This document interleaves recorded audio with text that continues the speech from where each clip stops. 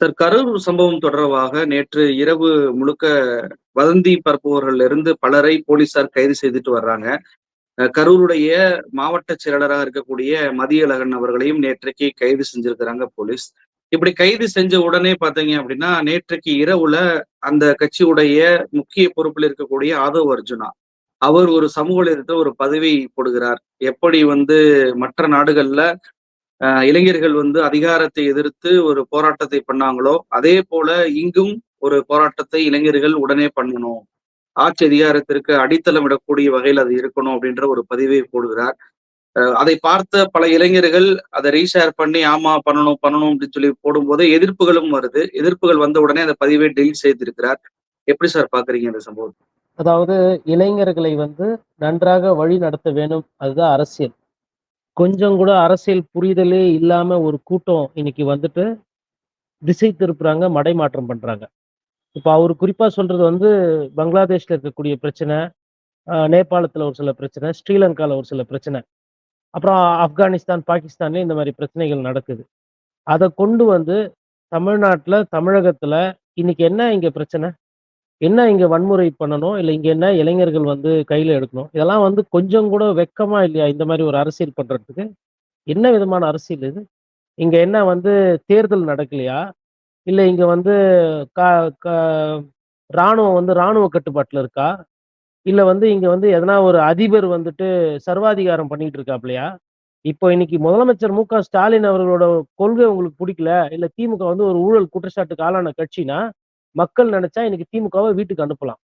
மக்கள் நெனச்சா அதிமுகவ ஜெயிக்க வைக்கலாம். மக்கள் நெனச்சா விஜய் அவர்கள முதல்வரா, வேட்பாளரா ஏத்துக்கிட்டு ஓட்டு போடலாம். ஜெயிக்க வைக்கலாம். பாரதிய ஜனதா கட்சி கூட ஆட்சிக்கு வரலாம் தமிழகத்துல. இதுதான் நிதர்சனமான உண்மை. இங்க நடக்கிறது மக்கள் ஆட்சி. இத வாங்கி குடுத்தது, இத சரி பண்ணதுன்றது அதுதான் சுதந்திரம். அந்த அடிப்படை கூட புரியாம, இது ஜனநாயகம்னா என்ன? மக்களாட்சினா என்ன? தேர்தல்னா என்ன? ஒரு அரசியல் கட்சி எவ்வாறு நடத்தணும்? எந்த புரிதலுமே இல்லாம, உங்களோட ஆசைக்கும், அரசியல் அரிப்பிற்கும், இப்படி ஒரு மட்டமான, இழிவான ஒரு பதிவ அவரு போடுவார்ன்னு நான் சத்தியமா நினைக்கல. இந்த நொடி வரையிலும் நம்ம கண்ணியமான வார்த்தைகள்ல, கண்ணியமான அரசியலு, விஜய் அவர்கள் அவசரப்பட்டுட்டார். அது சரியா செய்ய தெரியல. அத சரியா செய்யணும். அவர் அணுகுமுறைய மாத்தணும். அவரோட தொண்டர்கள் மாறணும். அரசியல் படுத்தணும். அரசியல்ல வாக்கு கேட்கணும். அரசியல்ல வெற்றி பெறட்டும். இப்படிதான் நம்ம பேசிக்கிட்டு இருக்கோம். ஆனா வன்முறைய தூண்டுறேன், அத பண்றேன். ஆல்ரெடி உங்க விஜயோட ஃபாலோவர்ஸ்க்கு சொந்த புத்தியும் கிடையாது, சுய புத்தியும் இல்லன்றத நான் சொல்ல வேணாம். அவங்களே நிரூபிக்கிறாங்க. ஒவ்வொரு கூட்டத்துக்கு போற இடத்துலயும் அந்த இருக்கக்கூடிய கடைக்காரர்கள், விற்பனை பண்றவங்க, இல்ல அங்க இருக்கக்கூடிய வீடு வச்சிருக்கவங்க கிட்ட போய் நீங்க கேட்டு பாருங்க தெரியும். இப்போ ஒரு மிகப்பெரிய ஒரு பிரச்சனை ஒண்ணு நடந்துகிட்டு இருக்கு. என்னன்னா, சமூக வலையில விஜய்க்கு ஆதரவான நிலைப்பாடு. ஆதவ அர்ஜுனா எவ்வாறு ட்வீட் போடுவாரு, அவருக்கு பின்னாடி எவ்வளவு கம்ப்யூட்டர் வச்சு வேலை பார்ப்பாங்க, வார் ரூம் எப்படி நடத்துவாரு, அண்ணாமலைக்கும் ஆதவ அர்ஜுனாக்கும் இதெல்லாம் கைவந்த கலை. இதெல்லாம் எங்களுக்கு தெரியும். இப்போ உடனே நெறைய பேர் என்ன பண்றாங்கன்னா, பார்த்துட்டு பத்திரிகையாளர்களே, விஜய்க்கு சப்போர்ட் கூடுது. விஜய் மக்கள் இது சதின்னு நெனைக்கிறாங்க. ஏன்னா நான் என்ன சொன்னேன்னா, சதி இருக்கலாம். நான் ஒரு அரசியல் சார்பா இது இருக்கும், அது இல்லன்னுலாம் போல. நான் என்ன சொன்னேன்னா, உங்களோட சுய புத்தி எங்கெங்க போகுது?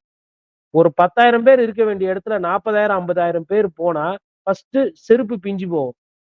அதுக்கப்புறம் மக்கள் கூட்டம் ஜாஸ்தி ஆகும்போது அங்க தள்ளுமுள்ளு வரும். இதெல்லாம் இங்கன்னு கிடையாது. இது பீகார்ல நடந்திருக்கு, உத்தரப்பிரதேசம் நடந்திருக்கு. ஏன் இங்க ஐபிஎல் புரோகிராம் பண்ணப்ப கர்நாடகத்திலே நடந்தது. அதெல்லாம் பார்த்து எந்தவித புரிதலும் இல்லாம நான் குழந்தைய தூக்கி தோள்ல வச்சுட்டு விஜய பார்க்க போவேன். 1 1/2 கிலோமீட்டருக்கு அவரு முகத்த காட்டாம வருவாரு. எனக்கு அத பத்திலாம் கவலை இல்ல அப்டின்றாங்க. சரி இது பேசுனாங்க ரைட். இதுவாச்சும் சரி அப்பாவி மக்கள் அவங்களுக்கு தெரியாது. அரசியல் புரிதலோ, கூட்டத்த பத்தின புரிதல் இல்ல பேசுனான்னு விட்டுருவாங்க. இன்னும் ஒரு சில பேரு, நான் கொஞ்சம் கடுமையா பேசணும்னு நினைக்கிறேன். என்னன்னா, பத்திரிக்கைக்காரரா எனக்கும் இந்த நாடு சொந்தம். நான் எந்த அரசியல் கட்சியிலயும் போய் நான் ஓட்டு கேட்டு நிக்க போறதோ கிடையாது. அந்த மாரி திட்டங்கள்லாம் எனக்கு இல்ல. எந்தெந்த அரசியல்வாதி என்னென்ன தப்பு பண்றாங்களோ, அந்த முகத்திரைய கிழிக்கணும்ன்றது தான் இந்த தொழிலோட நம்மளோட தர்மம். அப்படி பார்க்கும்போது, இன்னும் ஆரம்பிக்கவே இல்ல. அதுக்குள்ள எவ்வளவு அலுப்புற? நெறைய பேர் போஸ்டர் ஒட்டுறாங்க இப்போ. திமுக செட்டிங் பண்ணி போஸ்டர் ஒட்டுச்சுன்னு சொல்லி நீங்க குற்றச்சாட்டு வைக்கிறீங்க. நான் அதையும் ஏத்துக்கிறேன். மேபி பண்ணியிருக்கலாம். இப்ப போய் நீங்க அந்த போஸ்டர் எல்லாம் பிக்கிறீங்க. அது வெறும் நியாயம். ஆனா அதுக்கு கூட பேக்கிரவுண்ட் மியூசிக் போட்டு, விஜய்க்கு விஜய் அண்ணா பாவம். விஜய்க்கு ஒன்றுபடுங்க. விஜய் அண்ணா அவர இது பண்றாங்க. எது பண்ற என்ன விஜய் அண்ணாக்கு என்ன? ஒரே ஒரு சின்ன மரு உடைஞ்சிருச்சா? இல்ல ஒரு சின்ன கட்டி வந்துச்சா?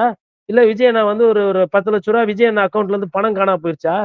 இல்ல விஜய் அண்ணாக்கு எதனா கிட்னி பிரச்சனை, இல்ல ஈரல் பிரச்சனை எதனா வந்துருச்சா இப்ப பொதுக்கூட்டத்துக்கு போயி? ஒரு துரும்பு, ஒரு சின்ன கீறல் கூட விழாம 41 பேர் செத்த இடத்துல இருந்து பத்திரமா குளிர்சாதன வண்டியில பிரைவேட் ஜெட்ல போய் நீலாங்கரை வூட்ல போய் படுத்துக்கிட்டு ரெஸ்ட் எடுத்துக்கிட்டு இருக்கிறாரு. காவல்துறை கைதும் செய்ய போறதில்ல, அவர விசாரிக்க போறதும் கிடையாது. சுத்தி இருக்கிறவங்கள தான் தூக்குற மாரி பிளானு. அது பிளானுன்னா அதுதான் ப்ரொசீஜர். அதுக்குள்ள பயம். ஏன்னா செஞ்ச சம்பவம், நடந்த விஷயம் அப்படி ஆயி போயிருக்கு. இந்த 41 பேர் உயிர் வந்து உங்கள புரட்டி போட்டு பயம்புடுத்திருக்கு. இத நீங்க என்ன சொல்றீங்க வெளியில? மத்தவங்க பயந்துட்டாங்க. அவர தொட்டுப் பார், கெட்டுப் பார், அஞ்சிப் பார் அப்டின்ட்டு அப்புறம் நடிகர் மன்சூர் அலிகான்லாம் வச்சு பேசுறீங்க. எதனா ஒரு ஒரு நியாயமான, ஒரு கண்ணியமான வார்த்தைகள் பயன்படுத்துறீங்களா? ஒரு சொல்லாடல்ல கொஞ்சமாச்சும் ஒரு புரிதல் இருக்கா? நான் சொல்றேன், திமுக நல்ல கட்சி, திமுக ஊழல் பண்ணாத கட்சின்னு நான் சொல்ல வேண்டியது கிடையாது. ரைட்டுங்களா? அந்த குற்றச்சாட்டுகள் அப்படியே இருக்கட்டும். செந்தில் பாலாஜி மீது அன்றைய முதலமைச்சர் மு.க.ஸ்டாலினே குற்றச்சாட்டு சொல்லியிருக்கிறாரு.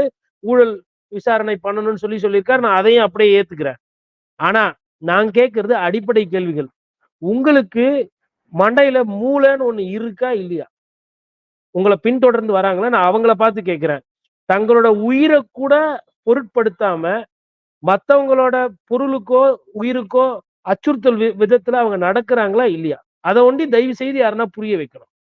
மரத்து மேல ஒருத்தர் ஏறலாம். 9 பேர் ஏறுனா மரக்கிளை உடையுமா? உடையாதா? டிரான்ஸ்பார்மருக்கு தாவேகா தொண்டனுக்கும், திமுக தொண்டனும், அதிமுக தொண்டனுக்கும் வித்தியாசம் தெரியாது. யாரு ஏறுனாலும் டிரான்ஸ்பார்மர்ல ஷார்ட் சர்க்யூட் ஆகும். யாரு உடைச்சாலும் உடையும். இப்ப நீங்க இருக்கிறீங்க, நான் இருக்கிறீங்க. இது மாரி வந்து ஒரு ஒரு 50,000 பேர் இருக்கிறாங்கன்னா, நீங்க என்ன தள்ளி விட்டீங்கன்னா, நான் கீழ விழுந்துருவேன். என் மேல ஏறி போயிருவாங்க. இதுதான். நீங்க உங்க தாவேகா தொண்டர்கள் கீழ சரிஞ்சு விழுந்தப்ப, அவங்கள மெரிச்சது நீங்க. ஒரு கால்ல நான் வந்து அறிவு கூர்ந்து கொஞ்சம் இது நம்ம நேயர்களுக்கு புரியும்னு நினைக்கிறேன். நம்ம ரோட்ல நடக்கும்போது நம்ம கால்ல ஒரு சின்ன கல்லு, இல்ல சின்னதா ஏதோ ஒரு மெத்து மெத்துன்னு இருந்தாவே, நம்ம அது கால்ல பட்டுதுன்னா நம்ம சட்டுன்னு எடுப்போம். எதையோ மெரிச்சுட்டோம் போல. ஏதோ ஏதோ ஒரு ஒரு இப்ப நாய்க்குட்டி வீட்ல நீங்க வளர்க்குறீங்கன்னு வச்சுக்கோங்களேன். அது இங்கிட்டும் அங்கிட்டும் ஓடிட்டு இருக்கும்போது உங்களுக்கு கால்ல பட்டுதுன்னா உங்களுக்கு தெரியும். டக்குன்னு கால எடுத்துருவீங்க. அந்த உணர்வு கொஞ்சம் கூட இல்லாம, அங்க விழுந்தவங்க மேல ஏறி நின்னு மிதிச்சுட்டு, அவங்க வாய் உடைய, பாகங்கள் நாசமாவ, இறந்து போய் இருக்கிறாங்க. அத பத்தி பேசுறதுக்கோ, அத சரி செய்யறதுக்கோ ஒருத்தர் வரல தாவேகால இருந்து. ஆனா, சமூக வலைதளத்திலேயே உட்கார்ந்துகிட்டு ட்விட்டர் பதிவு போடுறது, Facebook பதிவு போடுறது, பணத்துக்காக காச குடுத்துட்டு பாட்ஸ் வச்சுட்டு அவன் அவன் போடணும்னா போட்டுக்கிட்டு இருப்பான் கமெண்ட்ஸ். இதான் வேலை. காலைல எழுந்த உடனே பல்லு விளக்கிட்டு உட்கார்ந்து அசிங்க அசிங்கமா மெசேஜ் போடணும். விஜய் வந்து யாரு திட்டுறாங்க? விஜய் யார கேட்கிறாங்க? விஜய் அண்ணா எதிர்த்து யார பேசுறாங்க? இதற்கு முன்னாடி யாருன்னா அரசியல் விமர்சகர்களோ, பத்திரிகையாளர்களோ இது மாரி விஜய் அவர்கள விமர்சனம் பண்ணாங்களா? ஆனா ஒரு விஷயம் சொல்லிட்டு இருக்காங்க. எப்ப திருச்சியில இருந்து சொல்றாங்க. ஐயா, நீங்க இந்த மாரி பண்றது சரியில்லன்னு.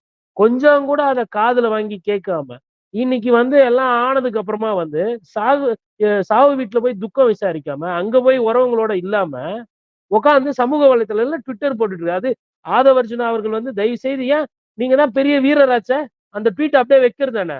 கோர்ட்ல கேட்பாரு ஜட்ஜி. அவர்கிட்ட எல்லாம் போய் சொல்லிட்டு இருக்க முடியாது இந்த மாரி. அது வந்து செடிஷன். அதாவது என்னன்னா, ஒழுங்கா இருக்கிற மக்கள் கிட்ட மக்கள் கிட்ட பிரச்சனைய உருவாக்கி மக்கள் கிட்ட சண்டைய மூட்டி விட்டு வன்முறைய தொடுக்கிறதுக்கு உண்டான செக்ஷன் அது. செடிஷன் என்று ஆங்கிலத்தில் சொல்லுவாங்க. பெயில்லாம் கிடையாது.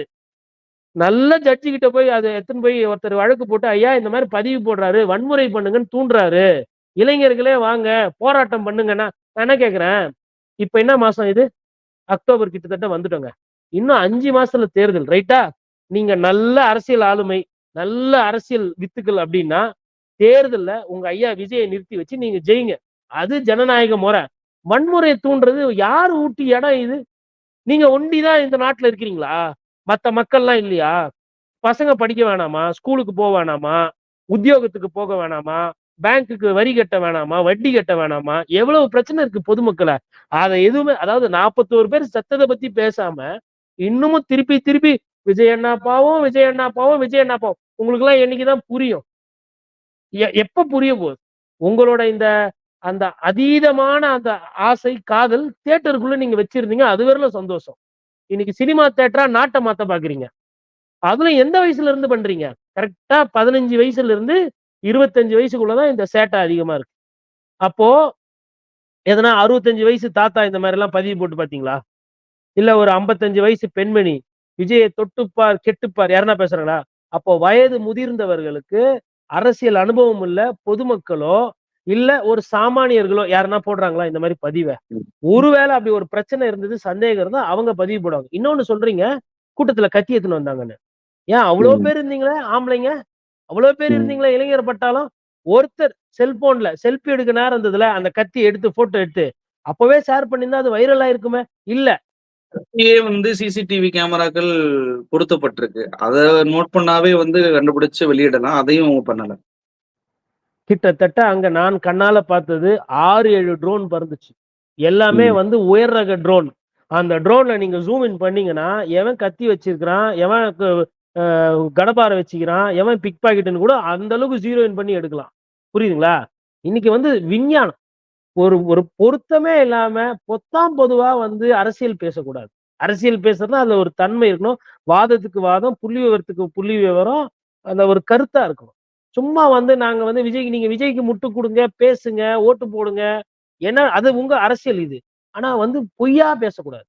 இன்னொன்னு சொல்றாங்க, வழக்கறிஞர்கள். எனக்கு அதுதான் மிக வருத்தம். இந்த நாட்டுல பத்திரிகையாளர்களும், வழக்கறிஞர்களும் வெல போயிட்டாங்கன்னா, அந்த நாட்ட காப்பாத்த முடியாதுங்க. கள்ளக்குறிச்சியில நான் பேசியிருக்கிறேன். முதலமைச்சர் ஸ்டாலின் மீது விமர்சனம் வச்சிருக்கேன். நெறைய பேர் என் போன்றவர்கள் கழுவி கழுவி ஊத்துனாங்க. இதெல்லாம் அரசாங்கமான்னு கேள்வி கேட்டோம். ரைட்டா? அதே மாரி தூத்துக்குடி துப்பாக்கி சூடுல ஸ்டோலின் வாயில காவல்துறையே துப்பாக்கி சுட்டு அன்னைக்கும் இத மாரி விமர்சனம் பண்ணோம். இந்த ஆட்சி வீட்டுக்கு போணும்னு சொல்லிட்டு அன்னைக்கும் பேசியிருக்கிறோம்.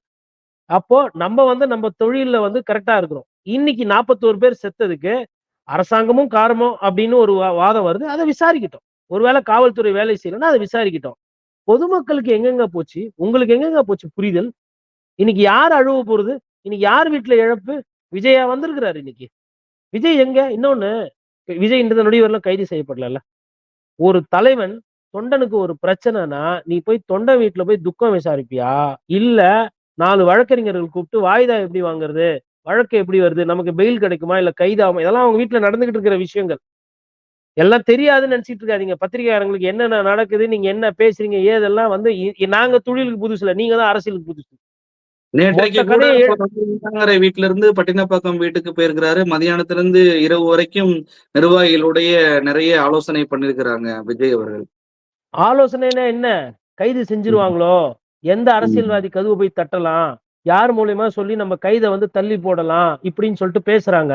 இதுக்கு மேல இவங்கலாம் தங்களுடைய போக்க மாத்திக்கலன்னா, ஒவ்வொரு ஊடகமா ஒவ்வொரு செய்திய வெளியிடும். அது செய்திய வெளியிடும்போது விஜயோட முகமானது ரொம்ப மோசமா போயிரும். அந்த தப்ப நம்மலாம் செய்யக்கூடாதுன்றதுனால கம்முனு இருக்கோம். ஏன் அப்படின்னா, விஜய் அரசியலுக்கு வரணும். விஜய் ஒரு மாற்றத்த குடுக்கணும். அவருக்கு உண்டான அரசியல் அவர் பண்ணட்டும். அதை ஏத்துக்கிற மக்கள் ஏத்துக்கட்டும். அப்படிதான் நம்ம பார்க்கிறோம். யார் யாரெல்லாம் அரசியலுக்கு வர்றாங்களோ, நல்ல அரசியல் பண்ணுங்கன்றது தான் நம்மளோட பார்வையா இருக்கு. ஆனா, நீங்க உங்க போக்க மாத்திக்காம, அதுல பாருங்க ஒரு வழக்கறிஞர் சொல்றாரு, "where is SP? Where is IG? Where is ADGP?" ஒரு எஸ்பி முடிஞ்ச அளவுக்கு எஸ்பி ஆபீஸ்ல தான் உட்கார்ந்திருப்பாரு.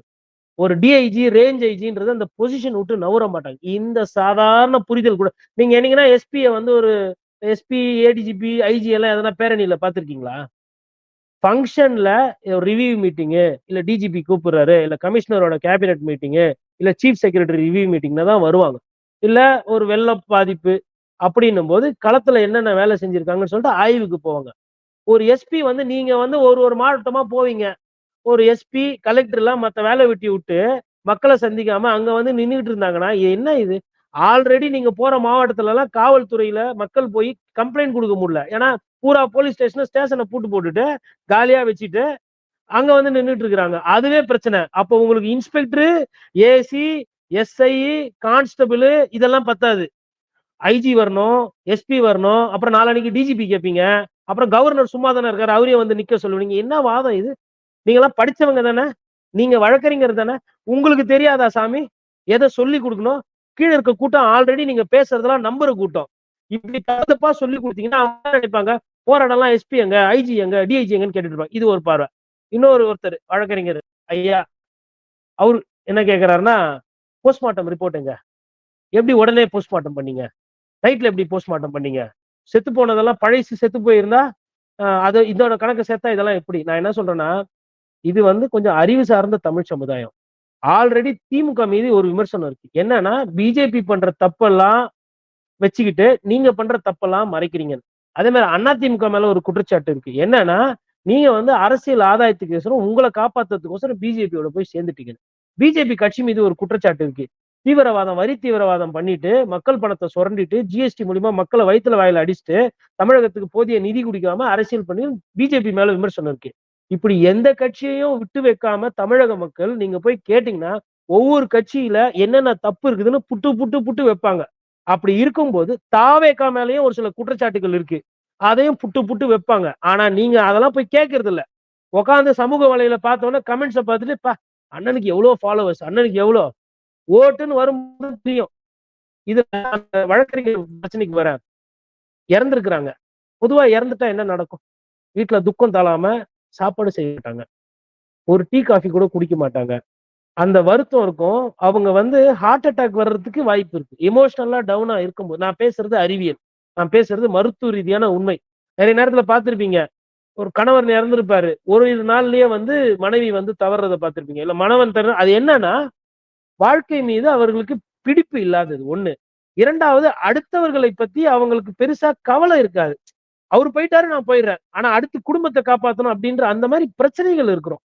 அப்ப அவங்களோட மனோதைரியம் மோசமா இருக்கும். அவங்களுக்கு தைரியத்த சொல்லி, அவங்கள அவரு நம்ம கூட இருந்தாரு, போயிட்டாரு. அடுத்தது குடும்பத்த யாரு நிறுவனம் பண்ண போறது? எப்படி காப்பாத்தி போறது? இப்படி ஒரு சூழ்நிலையில ஒரு குடும்பத்துல இருப்பாங்கங்க.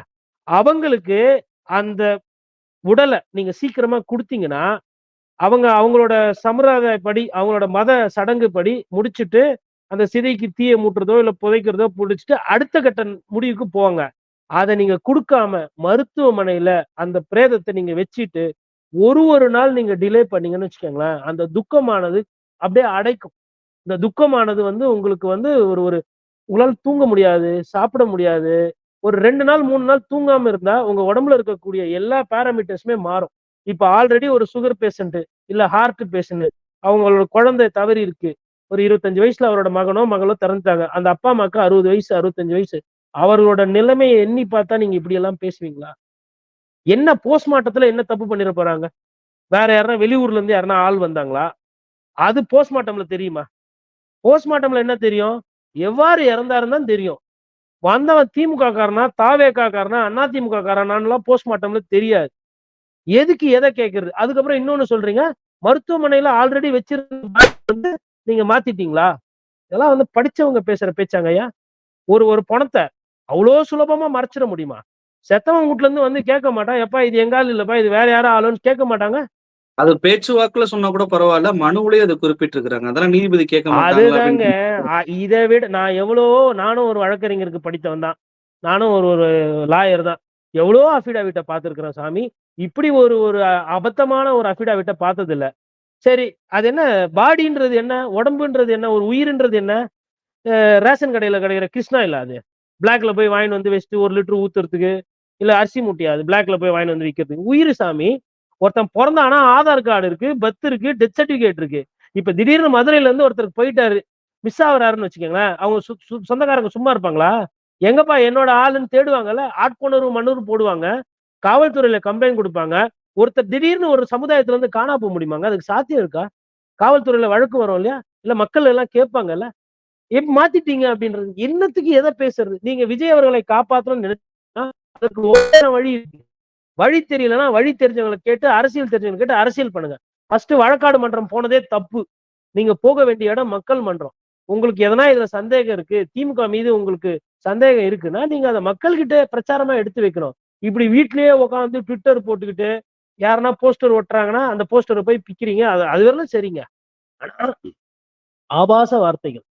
ஒரு சிறுவன் போடுறான், "அண்ணன் விஜய் மேல தொட்டு பாரு, ஸ்டேஷனே பிளாஸ்ட்." தமிழ்நாட்டுல இதுக்கு முன்னாடி காவல்துறை போலீஸ் ஸ்டேஷன்ல பிளாஸ்ட் பண்ணுவோம்னு சொல்லிட்டு 2 பேர் பேசியிருப்பாங்க. ஒண்ணு அந்த காலத்துல குண்டு வெடிப்பு அந்த மாரி இருந்தா எவனா பேசியிருப்பான். இல்லன்னா அடிக்கடி பேசுறது மனநலம் பாதிக்கப்பட்டவன். நீ இப்ப எந்த வகை? உங்க அண்ணன தொடல. உங்க அண்ணன் மேல இன்னும் காவல்துறை இப்படி கைய கூட புடிச்சு இப்படி கூட்டு போல. என்ன? அது அதுக்குள்ள நீங்க வந்து இப்படி துள்ளி இந்த மாரி ஒரு பதிவு போடுறீங்க.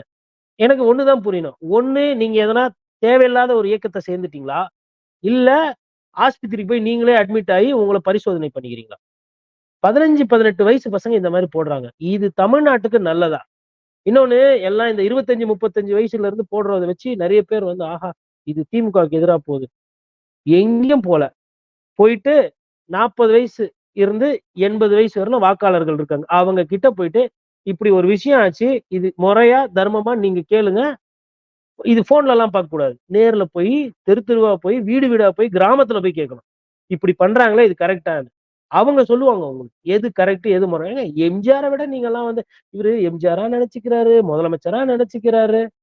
அ என்ன அந்த மூஞ்சி அதாவது ஒரு விஷயங்க. இந்த போற மக்கள் வந்து ஒரு அடிப்படைய தவறுறாங்க. என்னன்னா, நீங்க எல்லாம் காசு குடுத்து விஜய பார்க்குறீங்க. ரைட்டா? அவரு சினிமால அப்படிதான் நீங்க கஸ்டமர். நீங்க தான் கிங். நீங்க தான் ஒரிஜினல் ஓனர். அவரு உங்க உங்க பணத்துக்காக அவரு வேலை செய்றாரு. அவரு நடிக்கிறாரு. அவரு தொழில அவரு ஒழுங்கா பார்த்ததுனால தான் அவரு இன்னைக்கு இருக்கிறாரு. நீங்க உங்க தொழில பார்க்காம, உங்க வேல வெட்டிய வுட்டுட்டு 10 மணி நேரம் போய் நீங்க தவம் இருந்து நிக்கிறீங்களே, உங்களோட சுயமரியாதை, உங்களோட அந்த சுய அங்கீகாரம் உங்கள லைட்டா கேள்வி கேட்கல? என்னடா மனுஷன் வந்து 10 மணிக்கு வரான்னா, 9 மணிக்கு வரான்னா, இந்த மாரி வந்து நிக்கிறோமே வெயில்ல, நம்மள கண்டுக்க மாட்டேன்றாப்புல, நம்மள மதிக்க மாட்டேன்றாப்புல. அது கண்ணாடி முன்னாடி நின்னு பார்த்தா உங்க மனசாட்சியே கேட்குமே. அவ்வை பாட்டி என்ன சொன்னாங்க? "மதியாதார் தலைவாசல் மிதிக்க வேணாம்னு" சொன்னாங்கல்ல. திருச்சியில மதிக்கல, அரியலூர்ல மதிக்கல, பெரம்பலூர்ல மக்கள் வந்து அ திட்டிட்டே போயிட்டாங்க. நைட்டு வரேன்னாரு, பகல் வரேன்னாரு, வரவே இல்ல. ஓட்டே போட முடியாதுன்னு சொல்லிட்டு ஒரு சிலர் சொல்லிட்டு போயிட்டாங்க. ஊடகத்து மேலயும் தவறு இருக்குங்க. தயவு செய்து இனிமேல்ட்டு இந்த லைவ் எல்லாம் ஃபுல்லா போடக்கூடாதுங்க. என்ன கருத்து பேசுறதா 10 நிமிஷம் தான் பேசுறாரு அவரு. கடைசியா கரூர்லலாம் 10, 12 நிமிஷம் தான் பேசியிருப்பாரு. அதுக்கு 10 மணி நேரம் மக்கள காக்க வைக்கிறது எந்த விதத்துல நியாயம்? இதையே வேற எதனா அரசியல் கட்சி தலைவர்கள் சமீபமா பண்ணா, நீங்க சும்மா இருப்பீங்களா? உடனே போயிடுறீங்க 77, 87க்கு. எத்தன வருஷத்துக்கு முன்னாடி? அதுக்கப்புறம் வளரவே இல்லையா நீங்க? அப்படியே தான் இருக்கிறீங்களா? செல்போன் வந்துச்சு, கம்ப்யூட்டர் வந்துச்சு, டிஎன்ஏ ஸ்டடீஸ் வந்துச்சு. எவ்வளவோ மாற்றம் வந்திருக்குது. இன்னமும் வந்து அன்னைக்கு எம்ஜிஆருக்கு காத்துக்கிட்டு இருந்தாங்க. எம்ஜிஆருக்கு காத்துக்கிட்டு இருந்த காலத்துல செல்போன் கிடையாது, தொலைக்காட்சி லைவ் கிடையாது. இன்னொன்னு எம்ஜிஆர் இந்த மாரி வந்து ஒரு மாவட்டத்துக்கு ஒரு இடத்துலலாம் போல. கிராமம் கிராமமா போனாரு. தயவு செய்து அரசியல படிங்க. எம்ஜிஆர் வந்துட்டு படத்துல இருந்து நடிச்சுட்டு நேரா வந்துலாம் வந்து முதலமைச்சர் கனவோட நிக்கல. சமீபமா இப்போ வந்து ஒரு ஒரு ஜெயலலிதாவோட ஒரு ஒரு வீடியோ வந்து ஒண்ணு வைரலா போயிட்டு இருக்கு. அன்றே சொன்னார் ஜெயலலிதான்னு. என்ன சொல்றாங்கன்னா, நெறைய இளைஞர்கள் இன்னைக்கு அவசர காலத்துல இருக்காங்க. ஒரு துறையில உடனே நுழையணும், உடனே சாதிக்கணும். அதுலயும் அரசியல்ல வந்து எம்எல்ஏ ஆயிடணும், உடனே மந்திரி ஆயிடணும், உடனே வந்து எல்லாமே கிடைச்சிடணும். அரசியல் அது கிடையாது. அரசியல் வந்து ப்ரூ இன்ஸ்டன்ட் காஃபி கிடையாதுன்னு சொல்லியிருக்கிறாங்க. ஜெயலலிதா மத்தது சொன்னதெல்லாம் படிக்கிறீங்களே, இப்படி ஒண்ணு பேசியிருக்கிறாங்க தெரியுமா? 1 1/2 வருஷம் ஆகுது அந்த கட்சிக்கு. 2026ல முதலமைச்சர். ஏங்க ஏதோ ஒரு கூட்டணி கட்சி கூட, ஏதோ ஒரு சின்ன சின்ன கட்சியோட சேர்ந்ததா, அவங்க இந்த வேலைய செஞ்சு குடுத்துருப்பாங்கல்ல. ஒரு உதாரணத்துக்கு சொல்றேன். ஜி.கே. வாசன். இன்றைய தேர்தல் சூழ்நிலையில அவருக்கு ஒண்ணும் பெரிய வாக்கு வங்கி எதுவுமே இல்ல. இல்ல ஐயா பிரேமலதா அவங்க, விஜயகாந்த் அம்மா. ஓகேங்களா? அவங்க ஒரு கட்சி வச்சிருக்காங்க. கேப்டனோட கட்சி. அந்த கட்சியோட நீங்க கூட்டணி போட்டுதான் அவங்க பிரம்மாண்டமா உங்களுக்கு மாநாடு மாரி பண்ணி குடுத்துருவாங்க. அவங்களுக்கு சிஸ்டம் தெரியும். அங்க இன்னும் ஒரு 4, 5 பேர் இருக்கிறாங்க. மதுரையில கூட்டமாகட்டும், கோயம்புத்தூர்ல கூட்டமாகட்டும், உளுந்தூர்பேட்டை கூட்டமாகட்டும், விஜயகாந்த் எப்படி போட்டாரு? வந்தவங்களுக்கு என்ன என்ன குறை இருந்தது அதுல? தண்ணிக்கு பஞ்சமா? நிழலுக்கு பஞ்சமா? சாப்பாட்டுக்கு பஞ்சமா? எதுல எதுல குறைஞ்சு போனாரு விஜயகாந்த்? அப்ப உங்களுக்கு வேலை தெரியலன்னு தானே நாங்க புரிஞ்சுக்கணும். ஏன் கேப்டன் போனப்ப இப்படிலாம் நடக்கலையா? சமீபமா தானே அவரு என்ன ஒரு 10, 20 வருஷம் முன்ன அம்மையார் ஜெயலலிதா ஹெலிகாப்டர்ல இருந்தே டாடா காட்டிட்டு போனாங்களே! அன்னைக்கு அந்த மண்ணு வண்டி தானே பறந்தது. வேற எதுவும் ஆகலையே அசம்பாவிதம். உங்களோட அசம்பாவிதத்த முழுசா மறைக்கிறதுக்கு, நீங்க செந்தில் பாலாஜின்ற ஒரு மனிதர இதோட லிங்க் பண்ணி நீங்க பேசுறீங்க. செந்தில் பாலாஜி எதோட லிங்க் பண்ணுமோ, அதோட தான் லிங்க் பண்றோம். நீங்க பண்ண டிரான்ஸ்ஃபார்மர் மேல ஏறி நிக்கிறதுக்கும், நீங்க மரத்து கிளைய உடைச்சு போடுறதுக்கும், நீங்க ஒருத்தர ஒருத்தர் தள்ளி அது மேல ஏறி நின்னு விஜய பார்க்கறதுக்கும், நீங்க வந்து ஆம்புலன்ஸ்ல வந்து தண்ணி பாட்டில கீழ வச்சுன்னு சுத்தின்னு வந்ததுக்கும், இதுக்கெல்லாம் எப்படி அவங்க பொறுப்பாகட்டும்? காவல்துறையோட அதாவது என்ன நெனைக்கிறாங்கன்னா, இத திருப்பி திருப்பி பேசி, விஜய் அவர்கள இந்த பிரச்சனையிலருந்து காப்பாத்தணுன்ற அவங்களோட நோக்கம் புரியுது. ஆனா அத கண்ணியமா செய்யுங்க. ரைட்டா? உங்க உங்க தலைவர நீங்க பாதுகாத்துக்கங்க. பிரச்சனை கிடையாது. நிகழ்ச்சியில் கலந்து கொண்டு பல்வேறு தகவலை நம்ம நேற்று பகிர்ந்துட்டீங்க. ரொம்ப நன்றி. நன்றி.